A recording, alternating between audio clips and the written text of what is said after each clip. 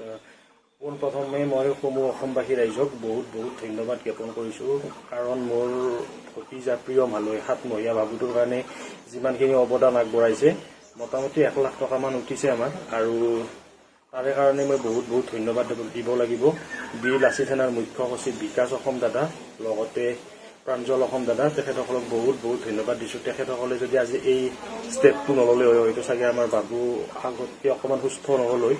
আগতকৈ বাবু অকণমান সুস্থ হৈছে। এতিয়া আমি অহাকালি আমাৰ গধূলি 5:30 বজাত আমাৰ বেংগলোৰ নিব, মানে ফ্লাইট আছে 5:30 বজাত বাবুক নিয়া হ'ব, মানে আপোনাৰ গুৱাহাটী টু বেংগলোৰ। আৰু যিমানখিনি ৰাইজে আগবঢ়াইছে সেইখিনিৰ কাৰণে বহুত বহুত ধন্যবাদ জ্ঞাপন কৰিছোঁ। আৰু লগতে আগন্তুক দিনকেইটাতো যাতে এনেকৈ আমাক ৰাইজে সহায় সহযোগিতা আগবঢ়ায়।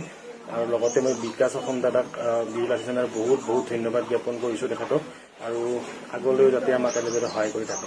ধন্যবাদ। নমস্কাৰ সকলোকে। মই বিকাশ অসমে সমগ্ৰ অসমবাসীক বৈপ্লৱিক অভিবাদন জ্ঞাপন কৰিছোঁ।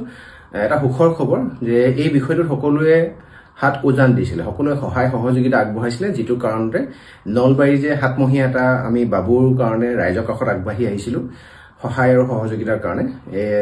সমগ্ৰ অসমবাসীক যিসকলে সহায় আৰু সহযোগিতা আগবঢ়ালে, যিসকলে আৰ্থিকভাৱে অনুদান আগবঢ়ালে, তেওঁলোকক মই ধন্যবাদ জ্ঞাপন কৰিছোঁ।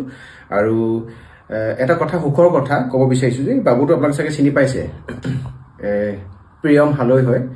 বাবুটো ঘৰ আছিলে নলবাৰীত, আৰু বাবুটোৰ আৰ্থিক সাহায্যৰ কাৰণে এখন স্কেনাৰ লগাই দিছিলোঁ। তেওঁৰ ভাগৰ দদায়েক হয় উৎপল হালৈ, তেওঁলোকৰ ঘৰ আছিলে নলবাৰীত। আৰু এই বাবুটোৰ মই দিছিলোঁ যে অলপ দিনৰ আগত, প্ৰায় 4-5 দিন আগত, মানে প্ৰায় 40,500, 40,500 টকা এই স্কেনাৰখনৰ ৰাইজে দি সহায় কৰিছিলে।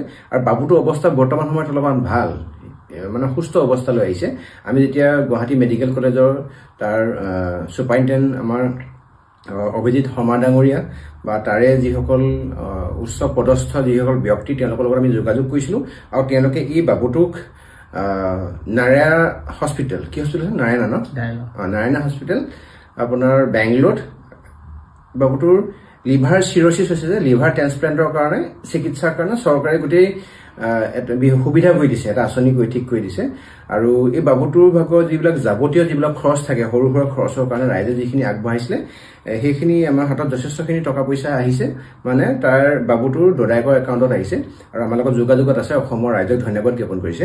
আৰু প্ৰায় 1 লাখমান টকা ইতিমধ্যে বাবুটোৰ একাউণ্টত আহিছে, বাবুটোৰ সেই অনুদানৰ যিটো আপোনালোকে আগবঢ়াইছে সেই উৎপল হালৈ নামৰ একাউণ্টত।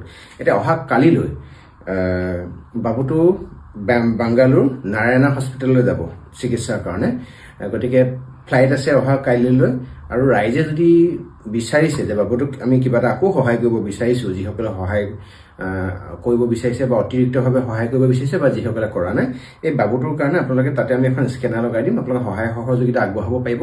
অসম চৰকাৰক আমি ধন্যবাদ জ্ঞাপন কৰিছোঁ, যি আমি মনোভাৱেৰে অসম চৰকাৰৰ বিভাগীয় কৰ্তৃপক্ষ হস্পিটেলৰ লগত আমি কথা পাতিলোঁ, তেওঁলোকে খুব ইতিবাচকভাৱে কথাখিনি কৈছিলে। আৰু বাবুটোৰ চিকিৎসা অহা কাইলৈ তেওঁলোকে বাংগালোৰলৈ নিব, মেবি চাগে পৰহিৰ পৰা আৰম্ভ হ'ব। আৰু বাবুটোৰ আশু আৰোগ্য কামনা কৰিছোঁ।